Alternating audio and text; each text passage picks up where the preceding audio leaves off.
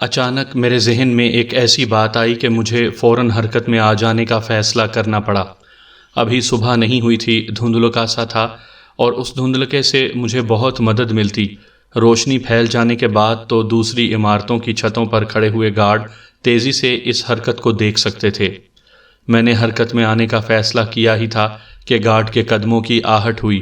میں نے جھانک کر دیکھا، وہ چھت کا چکر لگا رہا تھا۔ مقصد یہی ہوگا کہ اچھی طرح ارد گرد کا جائزہ لے لے۔ میرا دل دھڑک اٹھا۔ اب یہ اندیشہ تھا کہ وہ اس طرف اگر نکل پڑتا تو مجھ پر اس کی نظر پڑ ہی جاتی۔ میں خطرے کا مقابلہ کرنے کے لیے پوری طرح سنبھل گیا۔ قدموں کی آہٹ اب چھت کے اس کونے تک پہنچ گئی تھی جو میرے دائیں ہاتھ پر تھا۔ پھر وہ آہٹ میری طرف آنے لگی۔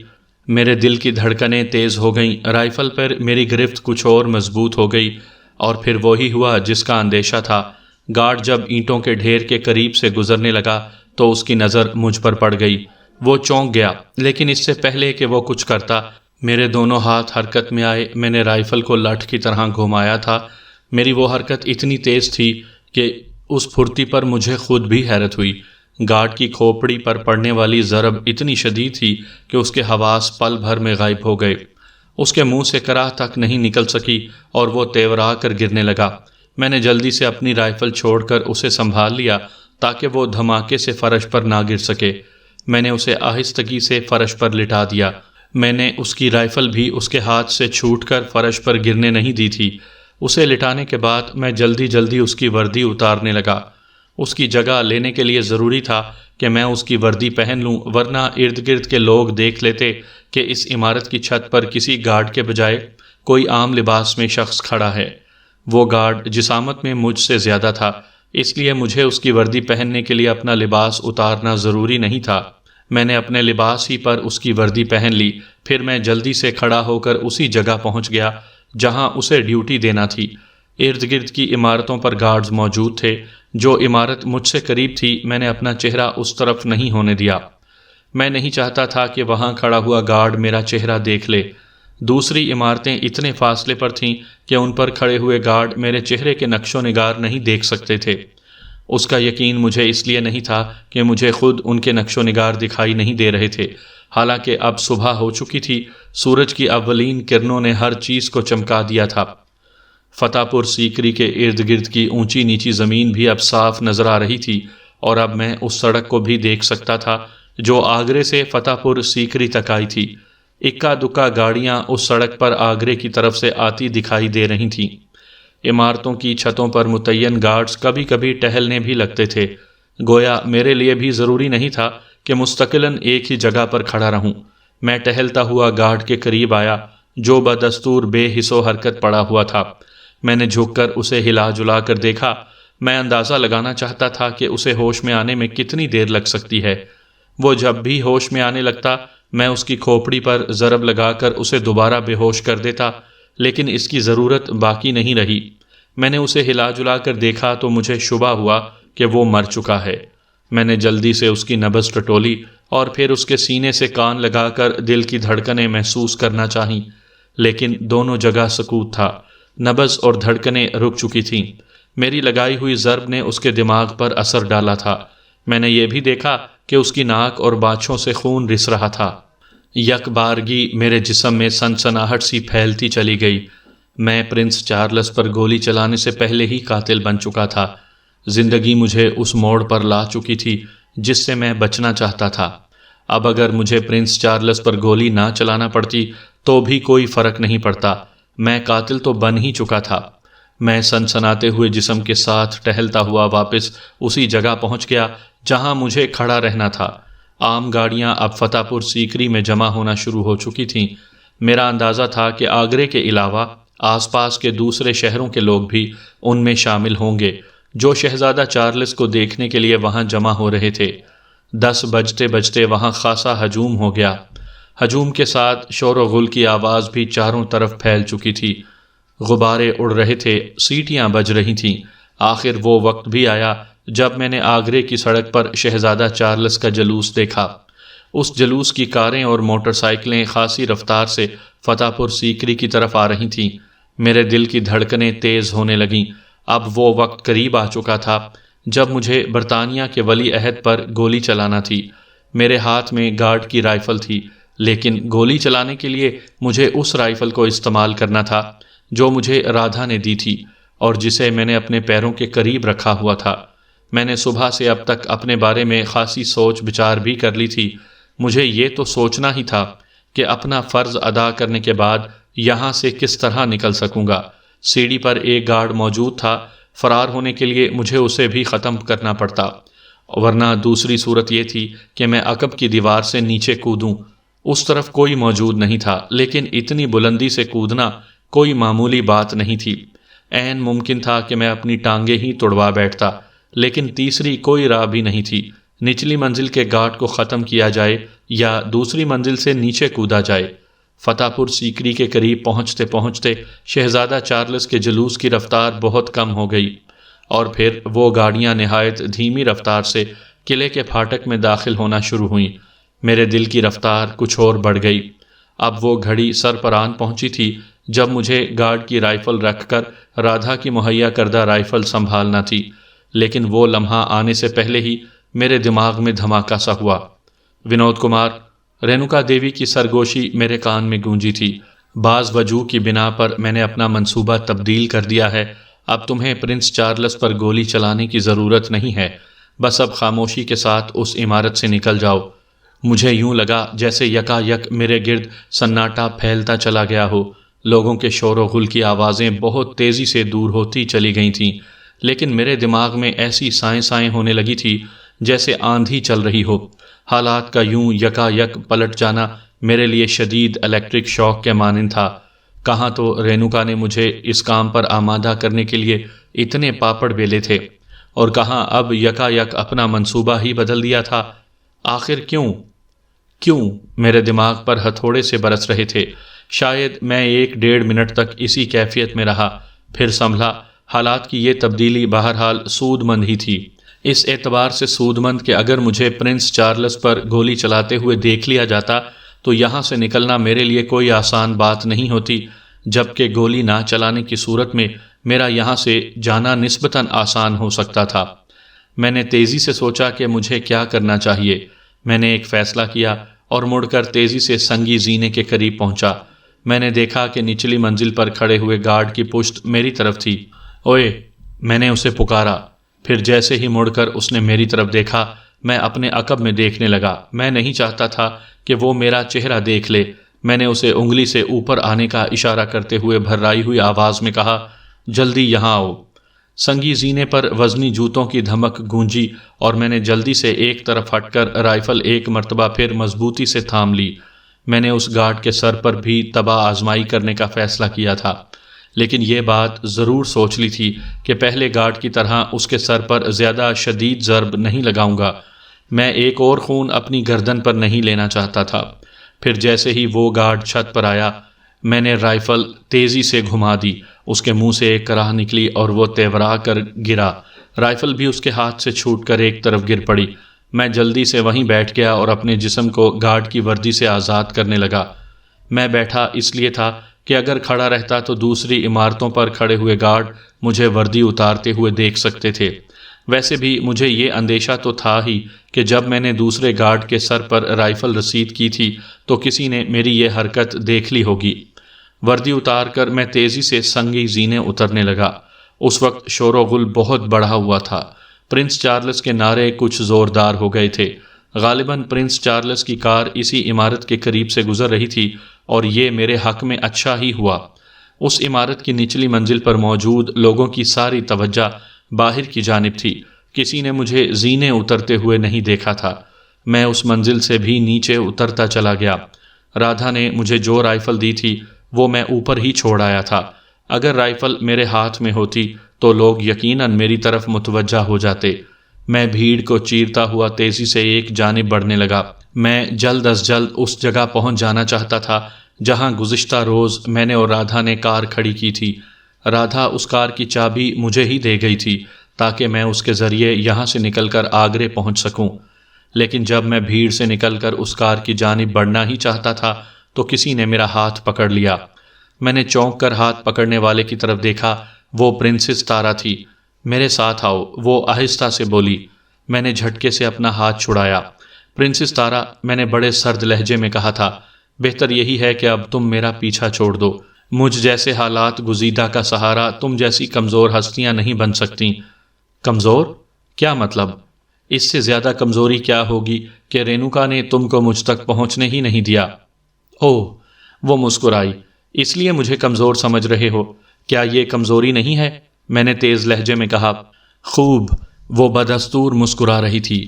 کیا یہ کمزوری ہے کہ میں نے تم تک پہنچے بغیر اپنا مقصد حاصل کر لیا؟ کیسے؟ میں اسے گھورنے لگا۔ تم نے پرنس پر گولی نہیں چلائی، کیوں؟ مجھے عین وقت پر رینوکا کی آواز سنائی دی تھی کہ اس نے اپنا منصوبہ تبدیل کر دیا ہے، لہٰذا اب میں پرنس چارلس پر گولی نہ چلاؤں۔ اس نے میری بات مکمل کی۔ ہاں، اس تبدیلی کا سبب یہ ہے مسٹر ونود کمار کہ میں نے تم تک پہنچے بغیر ہی رائفل تبدیل کر دی تھی، اور اس کا علم رینوکا کو ابھی ذرا دیر پہلے ہی ہوا تھا۔ اوہ، میرے منہ سے نکلا۔ رائفل کل رات تم لوگوں کے کمرے ہی میں بدل دی گئی تھی۔ مجھے اس کا موقع مل گیا تھا، لہٰذا میں نے اس سے فائدہ اٹھایا۔ میں نے سوچا تھا کہ ممکن ہے فتح پور سیکری میں مجھے تم تک پہنچنے میں دشواری پیش آئے۔ میں نے پہلے بھی کبھی یہ نہیں کہا کہ میں رینوکا کو اپنے سے بہت کم تر سمجھتی ہوں۔ اس سے مقابلہ کرنا کوئی ہنسی کھیل تو بہرحال نہیں ہے، لہٰذا جب مجھے مغل ہوٹل ہی میں اپنی مقصد براری کا موقع مل گیا تو میں اسے کیوں چھوڑ دیتی؟ میں اس کا منہ تکتا رہ گیا۔ اس کی بات بڑی مدلل تھی۔ اب میری سمجھ میں آنے لگا تھا کہ رینوکا نے جس مقصد کے لیے اتنے پاپڑ بیلے تھے اس سے اتنی آسانی سے کیوں کر دستبردار ہو گئی تھی۔ ضائع کرنے کے لیے اب وقت بالکل نہیں ہے، پرنسس تارا نے میرا ہاتھ پکڑتے ہوئے کہا۔ میرے ساتھ آؤ۔ لیکن میں نے ہچکچاتے ہوئے کہا، اس طرف بھی ایک کار کھڑی ہے جسے میں استعمال کر سکتا ہوں۔ رادھا اس کی چابی مجھے دے گئی ہے۔ فضول باتیں نہ کرو۔ پرنسس تارا کے لہجے میں کچھ سختی آ گئی۔ وہاں جا کر تم اپنی شامت کو دعوت دو گے۔ رینوکا دیوی اپنا مقصد حاصل کرنے کے بعد اپنے مہروں کو بے دریغ پٹوا دیتی ہے۔ وہ کار یہاں اسی لیے چھوڑی گئی تھی کہ اگر تم پرنس چارلس کو قتل کرنے کے بعد اس کار تک پہنچ بھی جاؤ تو گرفتار کر لیے جاؤ اور پھانسی تمہارا مقدر بن جائے۔ آج صبح جب سیکیورٹی پولیس یہاں پہنچی تھی تو اس علاقے میں صرف ایک کار کو کھڑا دیکھ کر سیکیورٹی پولیس کا اس پر شبہ کرنا ایک لازمی بات تھی، اور رینوکا کو بھی اس کا اندازہ تھا۔ اس وقت سیکیورٹی پولیس کے آدمی اس طاق میں ہیں کہ کوئی آ کر اس کار میں بیٹھے اور وہ اسے روک کر پوچھ گچھ شروع کر دیں۔ یہ سب کچھ سن کر میرے جسم میں ایک سرد سی لہر دوڑ گئی، اور اس کے بعد جب پرنسس تارا نے مجھے کسی جانب لے جانے کے لیے میرا ہاتھ کھینچا تو میں بے اختیار اسی کی جانب کھینچتا چلا گیا۔ پرنسس تارا کی ایک ایک بات میری سمجھ میں آ گئی تھی، اس کے ایک ایک لفظ میں وزن تھا۔ میرے دماغ میں جیسے بیک وقت کئی سورج طلوع ہو گئے تھے، ایک ایک بات واضح ہوتی چلی گئی تھی۔ پرنس چارلس کا جلوس اب آگے بڑھ گیا تھا اور لوگوں کے ہجوم نے بھی اس کے پیچھے پیچھے یلغار کر دی تھی۔ پرنسس تارا مجھے کھینچتی ہوئی ایک طرف لے گئی۔ وہاں کھڑی ہوئی بہت سی کاروں میں ایک شیورلیٹ امپالا بھی تھی۔ پرنسس تارا نے اس کی ڈرائیونگ سیٹ کا دروازہ کھولا، خود ڈرائیونگ سیٹ پر بیٹھی اور میرے بیٹھنے کے لیے اپنی برابر کی نشست کا دروازہ کھول دیا۔ میرے بیٹھنے سے پہلے ہی وہ انجن سٹارٹ کر چکی تھی۔ جیسے ہی میں بیٹھا، میں نے دیکھا کہ سیکیورٹی پولیس کے کچھ آدمی دوڑتے ہوئے امپالا کی طرف آ رہے ہیں۔ ان کے افسر کے ہاتھ میں ریوالور تھا اور باقی کے ہاتھوں میں رائفلیں تھیں۔ پرنسس تارا نے بڑی تیزی سے فرسٹ گیئر ڈالا۔ امپالا بڑے زناٹے سے کاروں کی قطار سے نکلی اور تیر کی طرح ایک طرف بڑھتی چلی گئی۔ اسی وقت سیکیورٹی پولیس کے ان آدمیوں نے پے در پے کئی فائر کیے جو ناکام رہے۔ انہیں میں ناکام اس لیے کہہ رہا ہوں کہ جب بھاگتی ہوئی کار پر گولی چلائی جاتی ہے تو اس کے ٹائر ہی کو نشانہ بنایا جاتا ہے، لیکن ہماری گاڑی کے کسی ٹائر کو نقصان نہیں پہنچا تھا، صرف ایک گولی کار کی باڈی سے رگڑ کھاتی ہوئی گزر گئی تھی۔ وہ ضرور ہمارا تعاقب کریں گے، میں نے گھبرائے ہوئے لہجے میں کہا۔ گھبراؤ نہیں، پرنسس تارا رفتار بڑھاتی چلی گئی۔ میں نے مڑ کر دیکھا، ہم ان کی رائفلوں کی زد سے نکل چکے تھے۔ میری سمجھ میں نہیں آ رہا کہ وہ ہماری طرف کیوں لپکے تھے۔ پرنسس تارا بڑبڑائی، انہیں ہم پر شبہ ہی ہوا تھا۔ میرا خیال ہے کہ میری وہ حرکت دیکھ لی گئی ہوگی۔ کون سی حرکت؟ جب میں نے چھت پر گارڈ کو رائفل مار کر بے ہوش کیا تھا تو کسی عمارت کی چھت سے میری یہ حرکت دیکھ لی گئی ہوگی۔ اوہ اچھا، پرنسس تارا نے کہا اور اس طرح خاموش ہو گئی جیسے اب اسے کوئی پریشانی نہ ہو۔ میں نے ایک بار پھر مڑ کر دیکھا اور پریشان ہو کر بولا، ایک جیپ ہمارے تعاقب میں لگ چکی ہے۔ مجھے معلوم ہے، پرنسس تارا نے کہا۔ اس کی آنکھیں عقب نما آئینے پر جمی ہوئی تھیں۔ دفعتاً امپالا سڑک سے اتر کر ایک جانب کچی زمین پر دوڑنے لگی۔ اگر کوئی مقامی کار ہوتی تو اتنی تیز رفتاری کے باعث اس ناہموار زمین پر الٹ بھی سکتی تھی۔ سیکیورٹی پولیس کے آدمی بھی اگر کسی پولیس کار میں ہوتے تو امپالا کا تعاقب کرنا ان کے لیے ممکن نہیں ہوتا، لیکن وہ جیپ میں تھے اس لیے برابر پیچھے لگے رہے۔ اگر ہم سڑک پر سیدھے چلتے رہتے تو پکڑ لیے جاتے۔ پرنسس تارا میری طرف دیکھے بغیر بولی، لیکن ہم اس طرف سے کہاں پہنچ سکیں گے؟ میں نے بھرائی ہوئی آواز میں کہا، بس تم دیکھتے رہو۔ میں نے پہلے ہی سوچ لیا تھا کہ اس قسم کی کوئی صورت پیدا ہو سکتی ہے، اس لیے میں نے کچھ بندوبست کر لیا ہے۔ میں نے ایک بار پھر مڑ کر دیکھا، صرف وہی ایک جیپ ہمارا تعاقب کر رہی تھی۔ فتح پور سیکری کی عمارات اب بہت چھوٹی چھوٹی نظر آ رہی تھیں۔ ذرا ہی دیر میں وہ نظروں سے اوجھل ہو گئیں۔ جیپ برابر ہمارے تعاقب میں لگی رہی، لیکن درمیانی فاصلہ کم کرنے کے سلسلے میں اسے ناکامی ہی کا سامنا کرنا پڑ رہا تھا۔ امپالا اتنی تیزی سے اڑی چلی جا رہی تھی کہ جیپ کا اس تک پہنچنا محال ہی معلوم ہو رہا تھا۔ دفعتاً مجھے فضا میں گڑ گڑاہٹ سنائی دی۔ میں نے دیکھا کہ وہ ایک ہیلی کاپٹر تھا جو بہت نیچی پرواز کرتا ہوا ہماری طرف آ رہا تھا۔ او، میں بے چینی سے بولا، انہوں نے ہمیں پکڑنے کے لیے فضائیہ کا تعاون حاصل کر لیا ہے۔ اس وقت مجھے یہ دیکھ کر بہت حیرت ہوئی کہ پرنسس تارا کے ہونٹوں پر مسکراہٹ کپ کپا رہی تھی۔ ہیلی کاپٹر گڑ گڑاتا ہوا ہماری کار کے اوپر سے نکل گیا۔ وہ خاصی نیچی پرواز کر رہا تھا۔ میں نے کار کی کھڑکی سے سر نکال کر پیچھے دیکھا۔ ہیلی کاپٹر کا رخ جیپ کی طرف تھا۔ اچانک فضا میں گولیوں کی تڑتڑاہٹ گونج اٹھی۔ یوں معلوم ہوتا تھا جیسے کسی چھوٹی مشین گن کا برسٹ مارا گیا ہو۔ پھر میں نے یہ بھی دیکھا کہ جیپ کسی شرابی کی طرح لہرانے لگی تھی۔ میرے دیکھتے ہی دیکھتے وہ الٹ گئی۔ یہ کیا ہوا؟ میرے منہ سے بے اختیار نکلا۔ ایک مرحلہ طے ہو گیا، پرنسس تارا نے بڑے سکون سے کہا۔ اب دوسرے مرحلے کے لیے تیار ہو جاؤ۔ وہ کار کی رفتار کم کرتی چلی جا رہی تھی۔ یہ میں ہکلا گیا۔ یہ ہیلی کاپٹر، اس میں میرے 2 آدمی موجود ہیں، ایک انسٹرکٹر اور ایک پائلٹ۔ ان دونوں کا تعلق یہاں کی فضائیہ ہی سے ہے، لیکن وہ میرے آدمی ہیں۔ یہ اس ہیلی کاپٹر کی ایک تربیتی پرواز ہے۔ اوہ، میرے منہ سے اتنا ہی نکل سکا اور مجھے یہ سوچنا پڑا کہ پرنسس تارا کے وسائل بھی خاصے پھیلے ہوئے ہیں۔ کار رک گئی اور پرنسس تارا اس کا انجن بند کرتے ہوئے بولی، جلدی سے اترو۔ میں کوئی سوال کیے بغیر کار سے اتر گیا۔ اتنی ہی دیر میں وہ ہیلی کاپٹر ایک چکر لگا کر ہمارے سر پر آ پہنچا تھا اور اب خاصا نیچے آ کر ہمارے سروں پر معلق تھا۔ پرنسس تارا کار سے اتری تو ہیلی کاپٹر سے ایک سیڑھی نیچے لٹکا دی گئی۔ اس وقت پرنسس تارا نے مجھ سے کچھ کہا، لیکن میں سن نہیں سکا۔ ہیلی کاپٹر کی آواز کان پھاڑے ڈال رہی تھی۔ پرنسس تارا میرا ہاتھ پکڑ کر مجھے ہیلی کاپٹر سے لٹکتی ہوئی سیڑھی کے قریب لے گئی اور پھر میرے کان کے قریب منہ کر کے چیخی، میرے پیچھے آؤ۔ لیکن ہمیں ہیلی کاپٹر کے اندر نہیں پہنچنا، ہم بس سیڑھی سے لٹکتے رہیں گے۔ پھر وہ میرے جواب کا انتظار کیے بغیر سیڑھی پکڑ کر اوپر چڑھتی چلی گئی۔ اس کے پیچھے میں نے بھی سیڑھی تھام لی اور اوپر چڑھنے لگا، مگر ابھی ایک ہی قدم اوپر چلا تھا کہ ہیلی کاپٹر حرکت میں آ گیا۔ مجھے فوراً ہی پرنسس تارا کی بات یاد آ گئی کہ ہمیں ہیلی کاپٹر میں داخل نہیں ہونا، بلکہ صرف سیڑھی سے لٹکا رہنا ہے۔ ہیلی کاپٹر خاصی تیز رفتار سے ایک طرف بڑھتا چلا جا رہا تھا۔ اس سے لٹکتی ہوئی سیڑھی فضا میں 75 ڈگری کا زاویہ بنا رہی تھی۔ میں اور پرنسس تارا اس سیڑھی سے جھول رہے تھے۔ پرنسس تارا کی ساڑی کا نچلا حصہ میرے سر کو چھو رہا تھا۔ آخر ہیلی کاپٹر گھنی جھاڑیوں کے ایک جھنڈ کو عبور کر کے پھر فضا میں معلق ہو گیا۔ میں نے دیکھا کہ نیچے ایک کار کھڑی ہوئی ہے۔ میں فوراً سمجھ گیا کہ پرنسس تارا کا منصوبہ کیا ہے۔ میں سیڑھی سے زمین پر کود گیا اور میرے پیچھے پرنسس تارا بھی سیڑھی سے نیچے اتر آئی۔ ہیلی کاپٹر ایک بار پھر حرکت میں آ گیا۔ سیڑھی اوپر کھینچ لی گئی تھی۔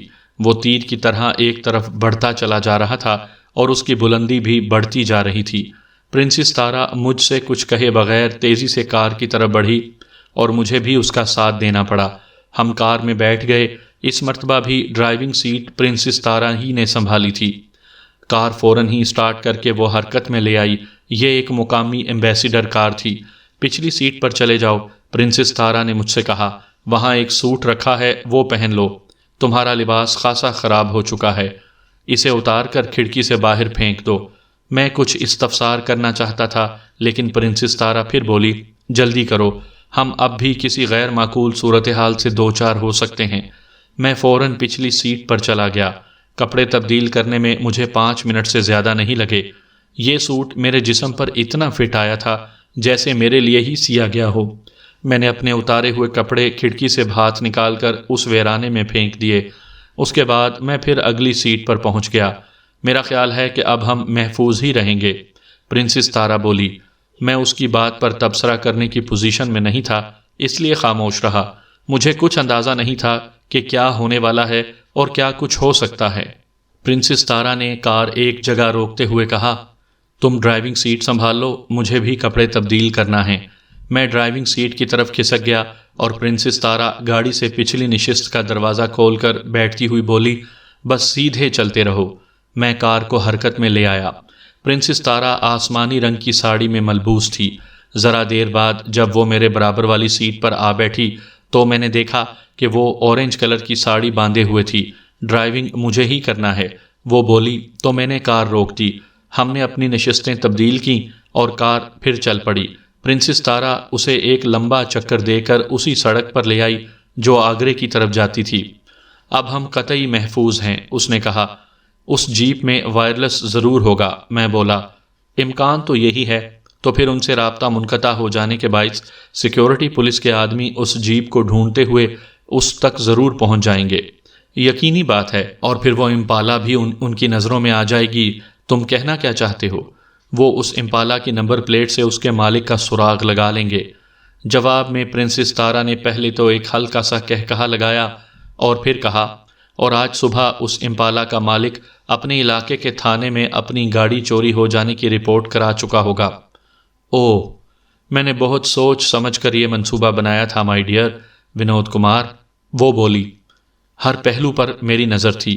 یہ بات بھی تو ممکن تھی کہ میں زینوں سے اترنے کے بجائے پچھلی دیوار سے کود جاتا۔ ہاں، پرنسس تارا نے کہا، میں نے اس پہلو کو بھی نظر انداز نہیں کیا تھا۔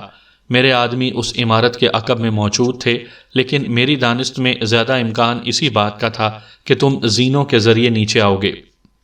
اتنے اوپر سے کودنے کا خطرہ مول لینے کے بانسبت یہ زیادہ آسان تھا کہ تم اس دوسرے گارڈ کو بھی کسی طرح ٹھکانے لگا دو۔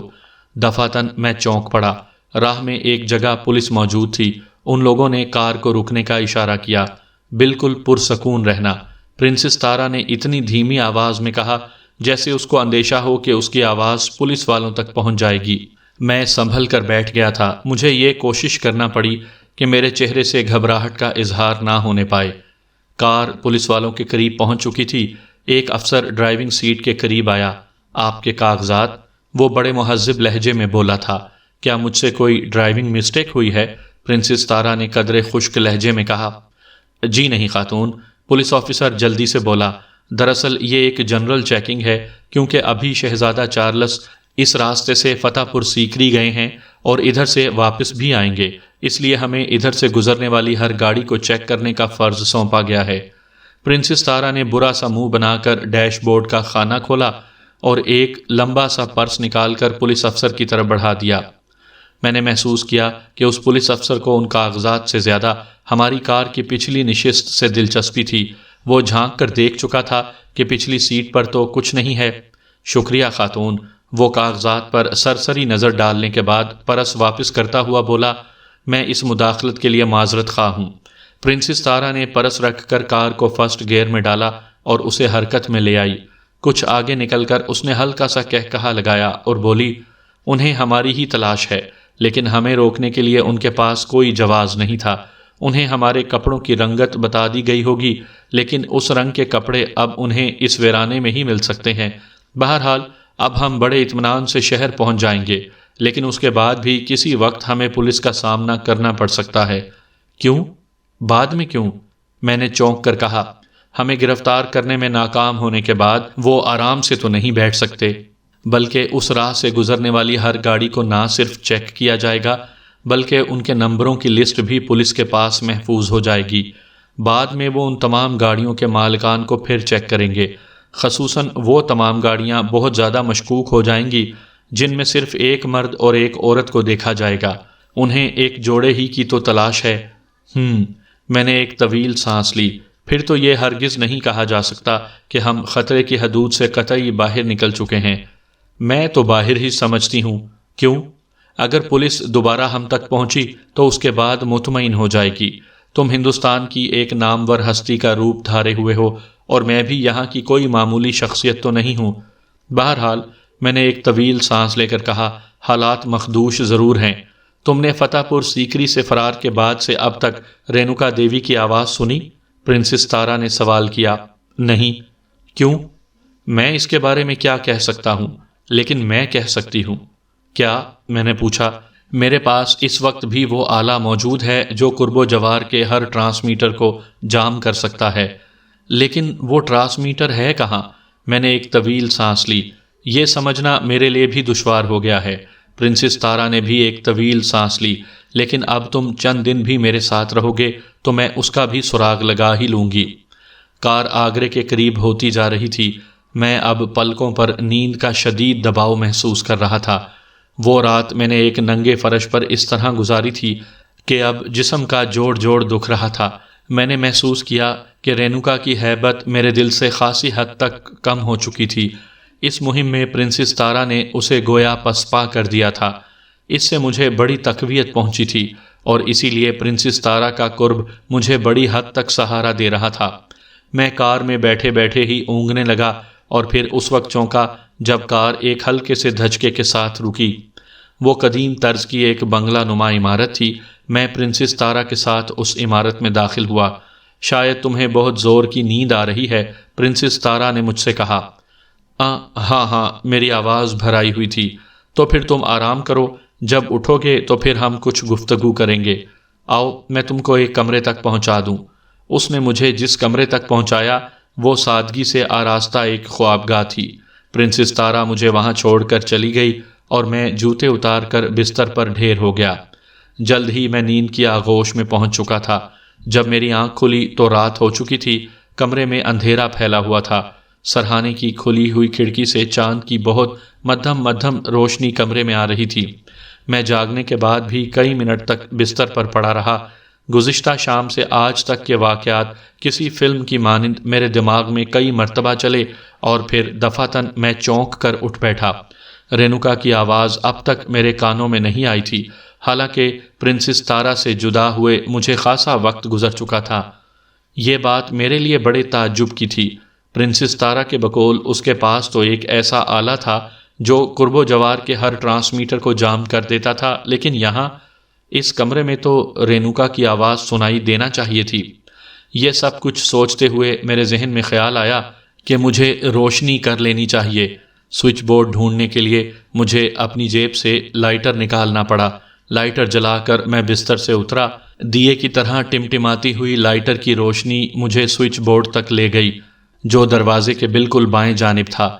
روشنی کر کے میں بستر پر آ بیٹھا۔ لائٹر میں نے پھر اپنی جیب میں رکھ لیا۔ اب مجھے شدت سے بھوک کا بھی احساس ہونے لگا تھا۔ میری نظر باتھ روم کے دروازے پر پڑی تو میں اٹھ کر اس کی طرف بڑھتا چلا گیا۔ ہاتھ منہ دھو کر میں نے کچھ تازگی محسوس کی، لیکن بھوک اب اور زیادہ بڑھ گئی تھی۔ میں باتھ روم سے کمرے میں آیا تو یہ دیکھ کر ٹھٹک گیا کہ پرنسس تارا ایک کرسی پر بیٹھی ہوئی تھی۔ مجھے ٹھٹکتا دیکھ کر وہ مسکرائی اور پھر بولی، میں روشنی دیکھ کر کمرے میں آئی ہوں۔ اگر یہاں اندھیرا ہوتا تو میں تمہیں سونے ہی دیتی اور میں سوتا ہی رہتا، لیکن بھوک کی وجہ سے میری آنکھ کھل گئی۔ میں آگے بڑھ کر پرنسس تارا کے قریب ایک کرسی پر جا بیٹھا۔ مجھے خیال تھا کہ تم دن بھر کے بھوکے ہو، اس لیے میں ملازم سے کھانے کے لیے کہہ کر آئی ہوں۔ شکریہ۔ اب تم کیسا محسوس کر رہے ہو؟ کیسا محسوس کر رہا ہوں؟ میں ہڑبڑایا۔ مجھے یوں لگ رہا ہے جیسے میری یہ زندگی ایک خواب ہے اور کسی روز اچانک یہ خواب ٹوٹ جائے گا، شاید اس روز جس روز تمہیں اپنے ماضی کا علم ہوگا۔ ہاں شاید۔ میں پھر بڑبڑا کر رہ گیا اور اس وقت میں نے گھڑی پر نظر ڈالی، 10 بج چکے تھے۔ تم بہت الجھے ہوئے نظر آ رہے ہو، پرنسس تارا نے مجھے غور سے دیکھتے ہوئے کہا۔ کھانے کے بعد ہم گھر سے باہر نکل کر کچھ دیر ٹہلیں گے، تازہ ہوا اس وقت تمہارے لیے مفید ثابت ہو سکتی ہے۔ مجھے کچھ نہیں معلوم کہ میرے لیے کیا مفید ثابت ہو سکتا ہے۔ میں نے ایک ٹھنڈی سانس لی۔ اسی وقت دروازے پر ایک دستک ہوئی۔ آ جاؤ، پرنسس تارا نے بلند آواز میں کہا، اور پھر مجھ سے بولی، میرے خیال ہے کہ ملازم کھانے کے لیے کہنے آیا ہوگا، آؤ ڈائننگ روم میں چلیں۔ دروازہ کھول کر ایک ملازم کمرے میں آیا۔ میں اور پرنسس تارا کھڑے ہو چکے تھے۔ وہ ملازم سے بولی، کھانا لگ گیا ہے؟ جی ہاں، لیکن کیا؟ ایک پولیس آفیسر آپ سے ملنا چاہتا ہے۔ باہر ایک کار میں بھی کچھ پولیس والے بیٹھے ہوئے ہیں۔ اس اطلاع پر میرے اعصاب کو جھٹکا سا لگا۔ اوہ، پرنسس تارا کے منہ سے نکلا، اور پھر اس نے ملازم سے کہا، پولیس آفیسر کو ڈرائنگ روم میں بٹھاؤ، میں ابھی آتی ہوں۔